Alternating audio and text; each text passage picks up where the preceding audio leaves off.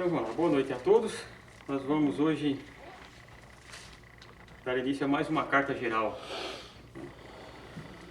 Terminamos as cartas paulinas, especificamente para igrejas, determinadas, igreja de Colossos, igreja de Éfeso, igreja de Coríntios, aos Romanos.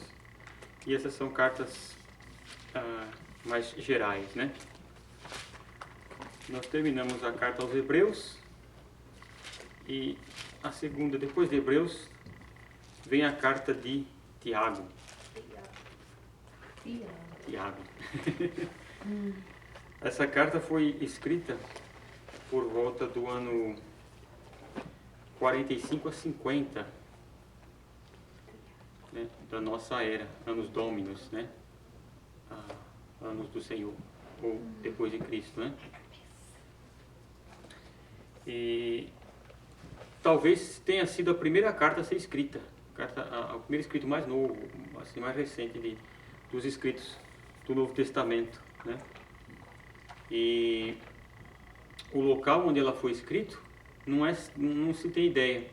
Pode ter sido escrito em Jerusalém, em Alexandria ou qualquer uma daquelas partes. O fato é que essa carta foi escrita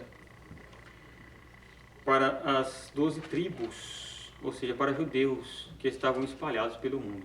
Então o que acontece? Depois do Pentecostes, no dia de Pentecostes, quando a gente estudou ali o livro de Atos dos Apóstolos, diz assim que estavam ali em Jerusalém reunidos judeus de toda parte do mundo, não é? Toda parte que é debaixo da terra, para a festa do Pentecostes. Então, é costume dos judeus, quando tinha uma grande festa, todos se reuniam em Jerusalém. Até mesmo quando Israel era uma nação livre, quando tinha festas dos tabernáculos, que é o Sukkot, né? O Yom Kippur, a mesma festa do Pentecostes, todos se reuniam em Jerusalém, que eram costumes, né? Eram costumes de Israel, tanto por causa do templo, que ficava em Jerusalém, tanto para mostrar que a nação estava unida, que a nação era uma nação forte. E mesmo depois que eles foram dispersos, que foram para o cativeiro, voltaram e tudo mais, continuaram a ter liberdade de voltar para Jerusalém para adorar, depois que o rei Ciro manda eles de volta para reconstruir o templo, né? Então o que acontece? Roma dominou eles, mas os judeus espalhados pelo mundo vinham a Jerusalém para as festas. Então, depois do dia de Pentecostes, todos estavam reunidos e depois nós lemos no livro de Atos que houve uma grande perseguição aos cristãos e eles se espalharam pelo mundo. Então, essa carta de Tiago é justamente para esses judeus que estavam espalhados em toda parte, as 12 tribos, né, que estavam espalhados em toda a parte ali do Império Romano, né? E não se sabe de onde o Tiago escreveu. Agora, qual Tiago escreveu essa carta? Aqui é o grande problema, né, que a gente precisa saber. Porque Tiago era um nome muito comum ali em Israel, porque Tiago é a transliteração de Jacobo, que é a transliteração de Jacó em hebraico, né? Então Jacó é um nome comum no meio dos judeus, né? Até que mesmo na América você vê nas famílias judaicas é um monte de Jacob, né? Esse é o Jacob, esse é o Jacob, né? Jacó, assim era um nome comum no meio dos israelitas. Então a pessoa tinha um filho e colocava o nome de Jacó. Seria um José e um João. E não um José e um João no Brasil. José e João, apesar que eu desconfio que no Brasil hoje tem mais Marcos. Né? Mas no geral, né? José e João. No Nordeste é muito comum, né? José. Raimundo Nonato. Raimundo Cícero, né? Cícero e tal. Mas eram nomes comuns lá, né? Em Israel. E aqui apresento pelo menos 4 Tiagos que a Bíblia cita. Então, para a gente ter uma ideia de qual dos 4 escreveu, a gente tem que ir lá e ver quem são esses 4. Saber, e por eliminação, né? O porquê um escreveu, um porquê não. Então, o primeiro Tiago citado aqui está no livro de Lucas, no capítulo 6, no versículo 16. Então, vamos lá, né? Lucas capítulo 6, versículo 16.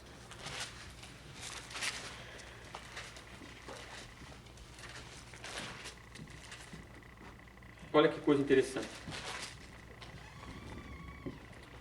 É a escolha dos 12 apóstolos, né? Aí ele vai dando o nome deles, né? E no versículo 16 ele põe Judas, filho de Tiago, e Judas Iscariote, que se tornou traidor. Então, o Judas Tadeu, né? Que nós chamamos, o outro Judas, né? Uhum. Que não era o Iscariotes, era filho de Tiago. Quer dizer, o pai dele chamava-se Tiago, ou Jacó, né? Porém, dificilmente teria sido esse, o pai do Judas, o escritor do Evangelho, porque a sua vida não é uma vida proeminente, não é uma vida que todo mundo conhece ali. Então, por eliminação, dificilmente teria sido ele, porque provavelmente conheceu Jesus, tudo, mas não foi apóstolo, não foi discípulo. E uma das regras da canonicidade da Bíblia é quem escreveu. Quem escreveu foi um profeta, foi um apóstolo, né? Então, aí tem autoridade divina para escrever o escrito inspirado. Então, esse Tiago aqui provavelmente não foi ele, que era o Tiago, filho de Judas, ou pai de Judas, né? Pai de Judas, não o Iscariotes. Temos um segundo Tiago, que está em Mateus, capítulo 10, versículo 3. Vamos lá. Mateus, capítulo 10, versículo 3.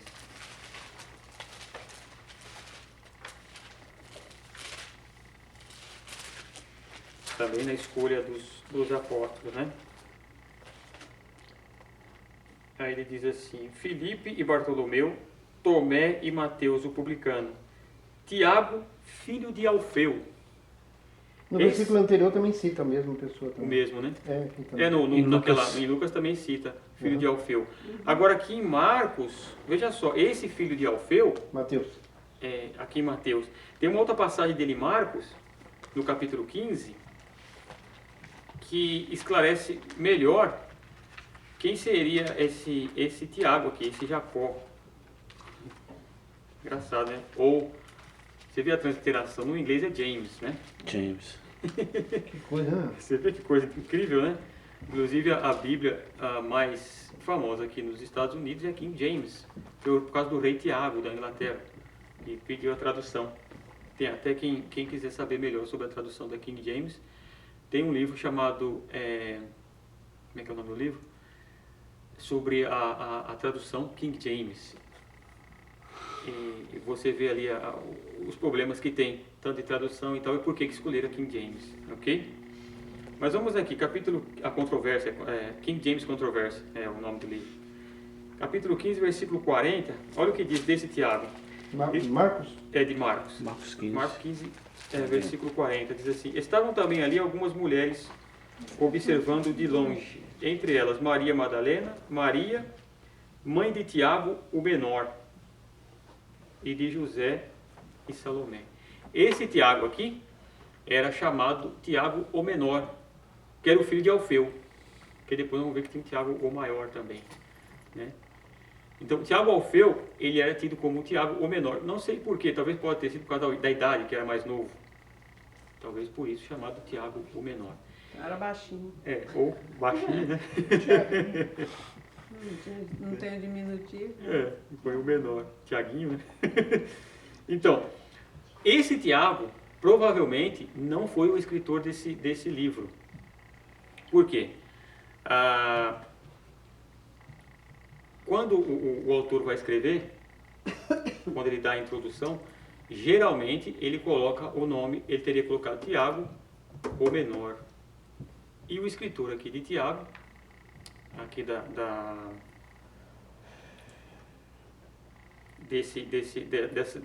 livro de Tiago, não escreve Tiago, o menor. Ele só escreve Tiago, servo do Senhor e tal, né? Então, sempre quando se escrevia alguma coisa, a pessoa geralmente ia colocar isso, né? Paulo escreve Paulo, servo do Senhor, tal, segundo a vontade de Deus e tal. Então, esse Tiago menor aqui, por eliminação, não teria sido ele, porque senão ele com certeza teria sido citado Tiago menor, tal, servo do Senhor, e esse, aquilo, outro, filho. E outros textos também teriam se referido a ele como o filho de Zebedeu, que não é o caso aqui, que ninguém filho de Alfeu, né? Que ninguém se refere a ele. Nós temos um terceiro Tiago, né? Terceiro Jacó aqui, também em Mateus lá, capítulo 13. Mateus capítulo 13, Mateus capítulo 4, versículo 21. Que é o mesmo. Então, com certeza não foi o Tiago menor, nem foi o Tiago pai de Judas. E esse Tiago aqui, do capítulo 4, versículo 21, diz assim: passando adiante, viu outros 2 irmãos, Tiago, filho de Zebedeu, e João, seu irmão, que estavam no barco, em companhia de seu pai, consertando as redes, e chamou-os. Então, esse outro Tiago aqui, era filho de um camarada chamado Zebedeu, que era pescador, e era pai de João também, né? E eles estavam no barco consertando redes quando Jesus chamou eles, né? Tanto o Tiago como o João. Então eram pescadores, é outro Tiago, né? Então poderíamos talvez imaginar que fosse esse o Tiago, também conhecido como Tiago Maior, né? O escritor dessa carta às igrejas. Porém, por eliminação, não poderia ser esse Tiago. Lembra-se que nós dissemos que essa carta de Tiago foi escrita mais ou menos entre 45 e 50 depois de Cristo, ok? Esse Tiago, filho de Zebedeu, que era o irmão de João, foi morto no ano 44. Né? Aqui nós vamos ver aqui em Atos, capítulo 12. Vamos lá ver aqui, conferir aqui em Atos, capítulo 12, versículo 2. Porque quando fala em datas assim tão longas, tão antigas, né? Uhum. A gente com a mente, como é que fala? Um dia eu fui numa casa em New Milford, que eles tinham uma relação das pessoas que moraram na casa desde 1600 e no finalzinho. Uau! Tá? Chegando já em 1700. Mas a gente com a mente brasileira, que não trabalha muito com a história, aí, em relação a isso, do nascimento, de genealogia, de história, né? E isso aí, quando a gente ouve falar disso, o cara morreu em 44, quer dizer, quase... Parece que foi em 1944. Exatamente. Né? Mas é 44 depois de Cristo. Mas isso é registrado e são coisas que estão todas... Estão registradas, segundo a tradição e tal. E, inclusive, por um exemplo, como é que a gente sabe desses registros? Né? Como é que você sabe a data da morte? Muitas pessoas que não estudam direito a certas coisas bíblicas, eles falam, a Bíblia aqui está se contradizendo, a Bíblia aqui tal, que essa data não pode ser tal, mas eles não leram. Você veja, quem assistiu aqui o Deus Não Está Morto 2? Já saiu, não sei. Eu vi. Deus Não Está Morto 2 conta a história e tudo, e pega um camarada que é... Não falar muito, não. Ele é passar um filme aqui, não pode contar. Ele é da CIA. Ele investiga coisas criminais. Ele era ateu e se converteu ao cristianismo. O que acontece? O que ele diz é o seguinte: como é que você sabe, como é que você chega à vítima, ao assassino? E o cara coloca ele na parede. Vocês chegam por DNA, não tem como achar por DNA quem foi a vítima? Ele responde o seguinte: por DNA você vê em programa de TV, mas no real nós nunca descobrimos ninguém, nenhum assassino por DNA, porque não tem como. Nós só descobrimos o assassino por testemunhas oculares. Ok? Ou seja, eu já citei aqui, você vê um crime, você viu, só você viu e mais ninguém. Virá com todo o aparato científico, investigar pela balística, que é um recorde da realidade, não é a realidade toda que você viu. Virá o pessoal que vai investigar a vida da pessoa, a vida biográfica da pessoa, virá, enfim, várias coisas. Mas o seu testemunho vale mais do que todas essas ciências recortadas junto, porque você viu quem foi. Ok? Então ele diz, foi assim que eu fui estudar os evangelhos e percebi que eles diziam uma coisa, um dizia uma coisa e o outro completava. E só testemunho ocular, só uma história verdadeira pode ser contada do jeito que foi contado os evangelhos. Então, essas datas, com a coisa que a tradição mostra, enfim, coisas que a tradição fala. Você vai pegar, por um exemplo,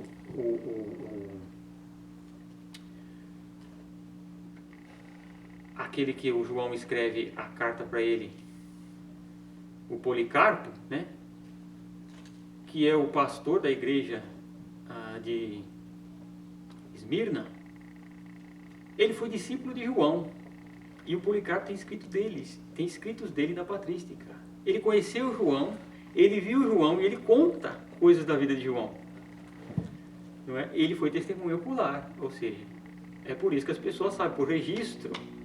Né? Então, o registro escrito por testemunhas ocular tem um valor superior a qualquer outro estudo. Por isso que é a questão da data. Veja que nós brasileiros não temos muito disso, por quê?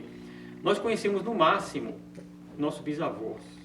Depois disso, poucos conhecem. Nem avô conhece. Nem avô, poucos conhecem, né?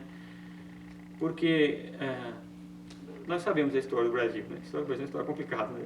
E foi muito imigrantes, né? Nome trocado e um monte de coisa, né? Mas aqui não. Você veja que a rainha da Inglaterra tem a genealogia dela até o Jafé, que depois vai até Adão. Ela tem a genealogia dela, até Jafé, ela é descendente de Jafé, um dos filhos de Noé. Né? Porque pensava-se que os bárbaros eram pessoas brutas que não conheciam nada e que não tinham registro, mas eles tinham registros, com nomes diferenciados, igual a transliteração de Tiago, que é Jacob, com nome, mas quando você vai puxando os nomes, vai dar lá. Né? Então esse registro é assim. Então, no caso, esse Tiago maior, que era o filho de Zebedeu, essa data, ele morreu antes de ser escrito esse livro de Tiago. Então não poderia ter sido ele, né? Por registros. Então, olha só, Atos dos Apóstolos, capítulo 12, versículo 2. Vamos começar do versículo 1, né? Diz assim: por aquele tempo, mandou o rei Herodes prender alguns da igreja, para os maltratar, fazendo passar a fio de espada a Tiago, irmão de João. Então aí já... Então você vê aí. Acabou a história dele aí. Aí acabou a história dele aqui. Então, tendo esse Tiago sido morto, antes de ser escrito o livro, provavelmente não foi ele, né? Que podia ir lá escrever o livro depois de morto. Né? Sobra uma opção para nós. O livro já estava pronto. É isso que eu ia falar. Ele que escreveu e Deixou lá. guardado, né? Então, sobra uma opção para nós. Um outro Tiago. Que nós vamos ver aqui quem é esse outro Tiago. Está no Mateus capítulo 13. Irmão de Jesus. O irmão do Senhor. Versículo 55. O brother. É o brother. Vamos começar no versículo 53. 55? Vamos começar no versículo 53 do capítulo 13 de Mateus, para a gente entender a história aí do que estava acontecendo, né? Então, olha só, tendo Jesus proferido estas parábolas, retirou-se dali. E chegando à sua terra, ensinava-os na sinagoga, de tal sorte que se maravilhavam e diziam: de onde lhe vem esta sabedoria e estes poderes miraculosos? Não é esse o filho do carpinteiro? Não se chama sua mãe Maria e seus irmãos Tiago, José, Simão e Judas? Muito bem. Só um comentário. É uma questão da Bíblia, que essa palavra que nós temos aqui, né, a nossa Bíblia, ela está toda inserida na Bíblia Católica, né? Tudo isso aqui está escrito. Mesmo estando escrito isso aqui, alguém disse que é a Virgem. Ok. Eu vou falar sobre isso justamente agora, sobre esse problema. Ah, tá. Mas é bem melhor. Então, olha só, isso foi muito bem. Você veja que aqui está escrito assim, né? Não estão entre nós seus irmãos Tiago, José, Simão e Judas. Há aqueles que dizem o seguinte, que Maria, mãe do nosso Senhor, mulher agraciada, bendita entre todas as mulheres, o ventre que recebeu o Criador do Universo, né? Não existe nem vai existir mulher maior que ela. Isso é batata, não vai existir. A mãe do Senhor Jesus, não vai existir uma mulher superior a ela. Dito isso, alguns têm, não só os católicos romanos, como os ortodoxos, né? Os ortodoxos têm também a veneração a Theotokos. Theotokos significa mãe de Deus. Tem também os anglicanos, né? Enfim, alguns segmentos que tem Maria como virgem antes do parto, virgem no parto e virgem depois do parto. Dizem, ela nunca teve outro filho. A explicação que dão é como uma luz que atravessa o vidro e não o quebra. Assim o Salvador entrou no mundo e mesmo assim ela permaneceu virgem. Há relatos na patrística de que mas esses são livros apócrifos, são livros de histórias que não são reconhecidos como livros reais, que uma das mulheres que depois de Maria ter dado parto foi checar, foi ajudar ela e voltou apavorada dizendo, eu nunca vi isso, ela teve um filho e permanece virgem. Mas isso é um relato não muito bem.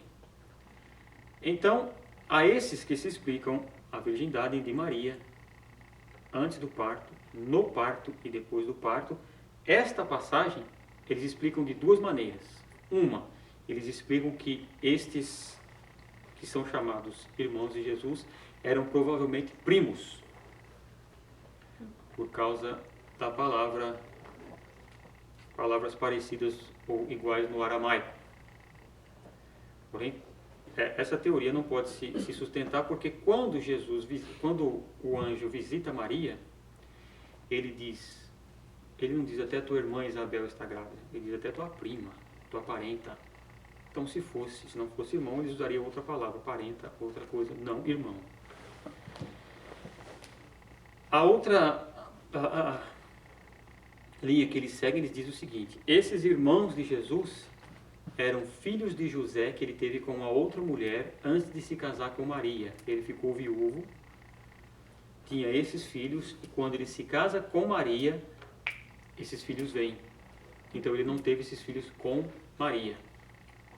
Okay? Essa é a explicação que se dá e que nós aprendemos no catolicismo ou em outras denominações desde que somos crianças. Ok? Então.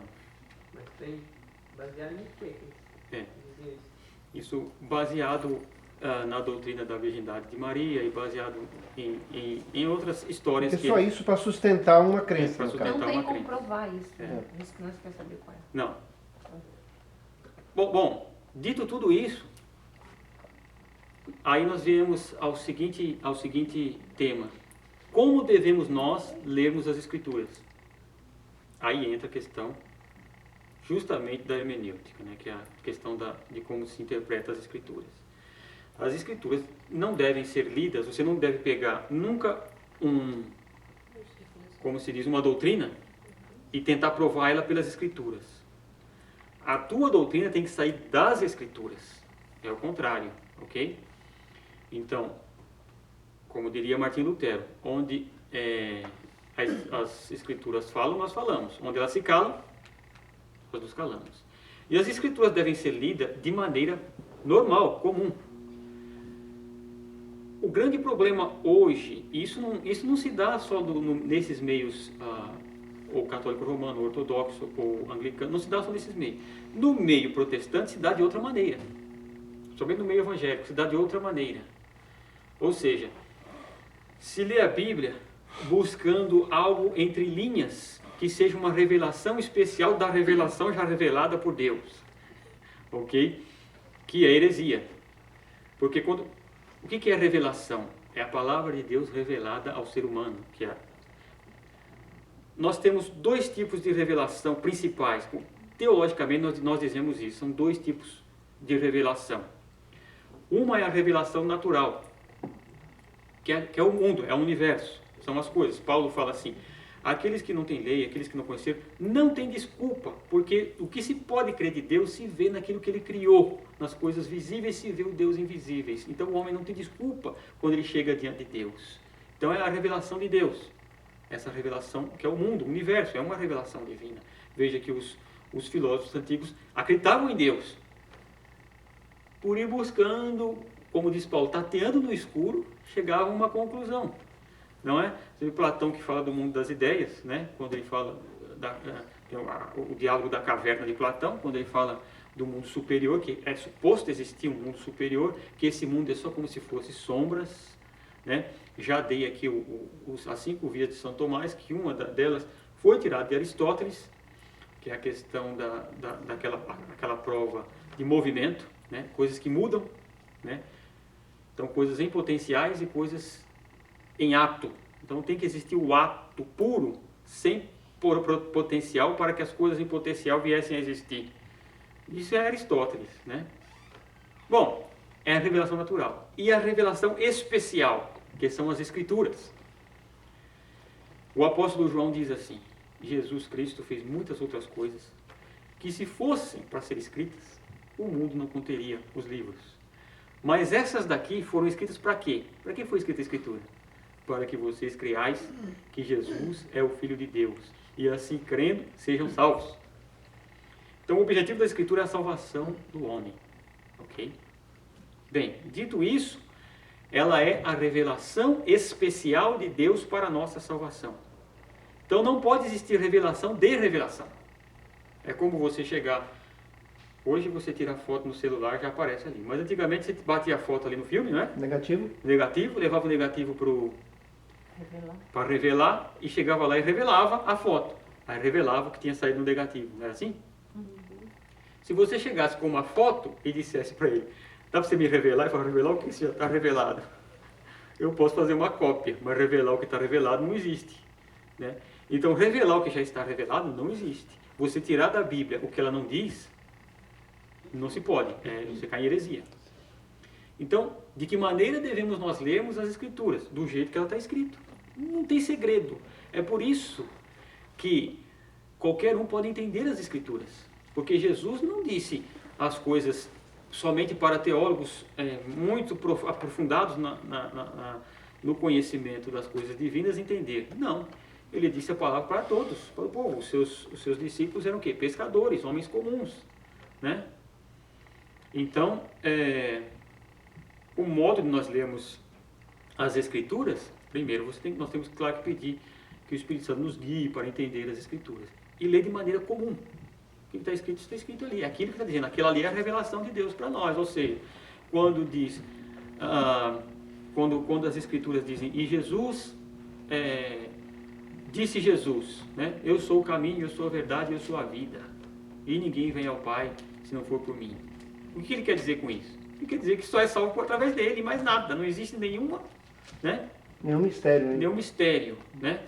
No princípio criou Deus os céus e a terra. O que está dizendo ali? Que no começo Deus criou os céus e a terra. Bereshit, a palavra princípio no hebraico, né? Bereshit, Yahé, e vai indo. Então, no Cabala, os cabalistas que querem tirar a interpretação da ordem antiga. E o Cabala interpreta esse Bereshit, que é o princípio, como um Deus criador. O que é o princípio? O princípio é um que criou assim, e interpreta como Bereshit, né? E aí entra para uma heresia que vai longe, né? Não tem necessidade disso, é ler do jeito que está ali. Se nós lermos do jeito comum que está aqui escrito, o que está dizendo? Não são os seus irmãos Tiago, José, Simão e Judas. Agora, por que põe Tiago em primeiro e não José e Judas? Porque Tiago foi o primeiro que veio depois de Jesus. Era o mais velho dentre os outros. Simples, é tão simples entender isso aqui que não tem mistério, não é? Não precisa tirarmos, por causa de uma doutrina que vamos criar. E o próximo versículo também diz mais ainda, porque na época o negócio da questão da mulher, também a gente não sabe quantas irmãs, mas também está escrito também. Está escrito ali, ó. Não vivem entre nós todas as suas irmãs? De onde vem, pois, tudo isso? Outra coisa, vamos entender o contexto bíblico. O que era uma maldição em Israel para a mulher? Não ter filhos. Não era? Uhum. Ela não tinha filhos, né? Ele falou assim, o primeiro que eu tiver, eu entrego a Deus. E você vê que a oração de Ana e a oração de Maria são muito semelhantes, né? Quando elas agradecem a Deus. O primeiro filho de Ana, que foi o profeta Samuel, ela deu para o templo. O primeiro de Maria é de Deus. Depois Ana teve outros. Por que Maria não podia ter? Iria ser ela chamada de, ou só teve um filho, não pôde mais ter? Não, ela é uma mulher, como disse, ela é bendita entre todas as mulheres. Ela é agraciada. Então ela tinha que ter prosperidade e mais filhos. Qual era o problema? Isso não mancha a pureza da mãe de Jesus. Isso não mancha em nada. Isso é graça de Deus, é graça divina. Porque ser mãe era uma honra, no caso. Né? Ser mãe era uma honra, não é? Então por que dizemos, não, Maria não teve outro filho, só Jesus, porque ela foi virgem, porque isso, aquilo, outro e tal. Sendo que a Escritura não dá suporte para isso, e sendo que era uma bênção ser mãe, não é? E tendo até que depois nós vamos ver em outras passagens, os próprios irmãos de Jesus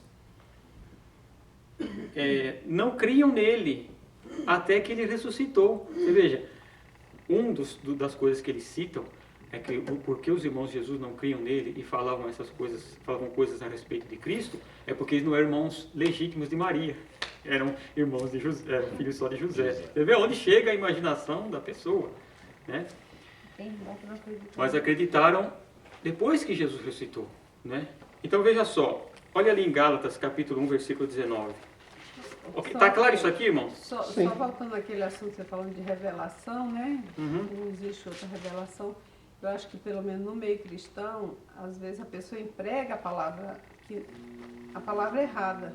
Às vezes a pessoa teve um entendimento. Entendeu aquilo ali, né? E ela usa, eu tive uma revelação, mas na realidade não foi revelação. Não. Ela teve um entendimento do que ela estava lendo. Às vezes Entendeu é só a que leu. palavra que foi empregada errada. Isso eu entendi isso aqui, né? Deus me revelou, porque Deus já está revelado, né? Ok? Alfredo? Então, Tiago, José, Simeão e Judas, eles são filhos de Maria Com José. com José. E quem foi que entendeu que não era filho de Maria?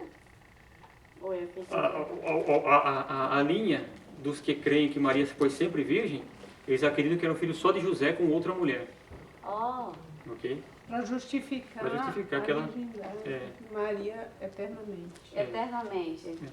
Mas que na verdade não. Não, tivesse filhos, são filhos mesmo. dela, são filhos O que dela. é que tem nessa para dizer? Tem problema de ser mãe, era uma bênção. É uma bênção, Ser né? mãe, ou quantos filhos tivessem, né? Agora, olha aqui, no Gálatas capítulo 1, versículo 18, vou começar aqui do 18. Isso aqui é Paulo quando explica que ele foi em Jerusalém quando Paulo recebe o evangelho diretamente do Senhor e vai em Jerusalém conferir esse evangelho. Ele diz assim: decorridos 3 anos, então, subi a Jerusalém para avistar-me com Cefas, que era o Pedro, né? E permaneci com ele 15 dias. E não vi outro dos apóstolos, senão Tiago, o irmão do Senhor. Isso quem está falando é o Paulo, né? Aí é uma outra testemunha muito forte, que isso aqui não é qualquer um que está falando, é o Paulo, o irmão do Senhor. Ok? Alfredo, essa parte também deles acharem que a Maria, né, era virgem, antes, durante e depois, isso também não é bem típico assim da Igreja Católica mesmo, no sentido de fazê-la como uma santa mesmo, que é o que eles fizeram, né?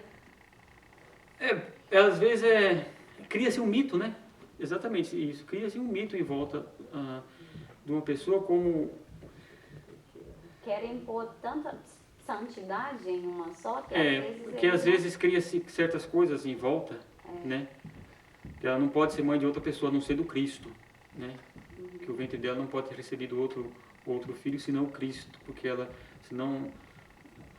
Olha, veja que nós lemos nas cartas que o Cristo, o Criador do Universo, não se envergonha de chamar nós de irmãos.